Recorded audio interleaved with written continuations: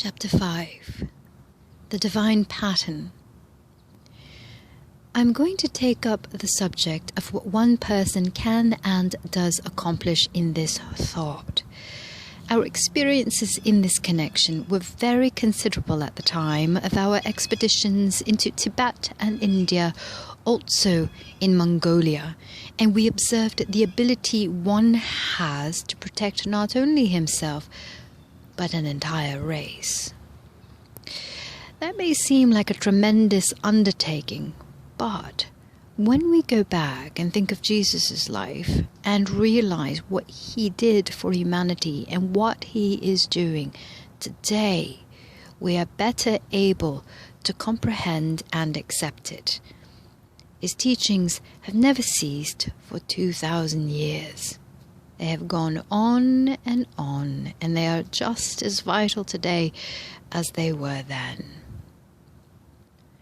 I have told of the masters standing on the water and the two students who walked out to them. There is a great lesson in that demonstration. It shows how we can control and use our natural forces and benefit by them, not necessarily walking on water, but as we get out of the objective state, where we see we are going to sink, and move into the subjective state, we can use that power to assist this body completely. In that state, we accomplish. There we are not subject to change. The change is only the changing object. The subject never changes. Spirit is never in any way altered. The basic principle always maintains.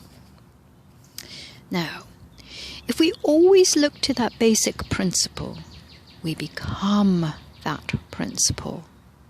Some may think it would carry us into a static condition. How could it?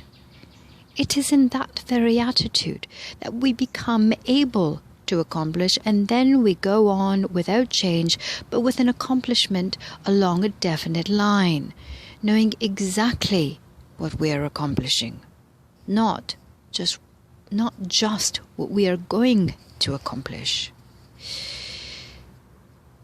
If we live with that one attitude of thought always subject to our understanding, we cannot change. There is always progression. That carries us right on into another statement or condition, and that is old age. Old age is objective. We accomplish that ourselves. But is it necessary? Not at all. Suppose that we could travel into space a sufficient distance so that we were completely away from this earth. There is no time there. Supposing we stay there for 100 years, as we count time, we would be no older. The same condition can be brought directly to the earth. In fact, it really is here. No time and no space. Conditions subject to our determination. Medical scientists are telling us that there is not a body in existence over 9 months of age. We are subject to the change that we put upon it only. Youth belongs to us. If there were not that perfect condition, we would never present youth at all. If youth is not always eminent, there would be nothing youthful. If youth were not subject to our will, we would all be old. Now we make old age subject to our will. A child is born. Its elders see 70 for that child. The child becomes subject to the thoughts of the elders.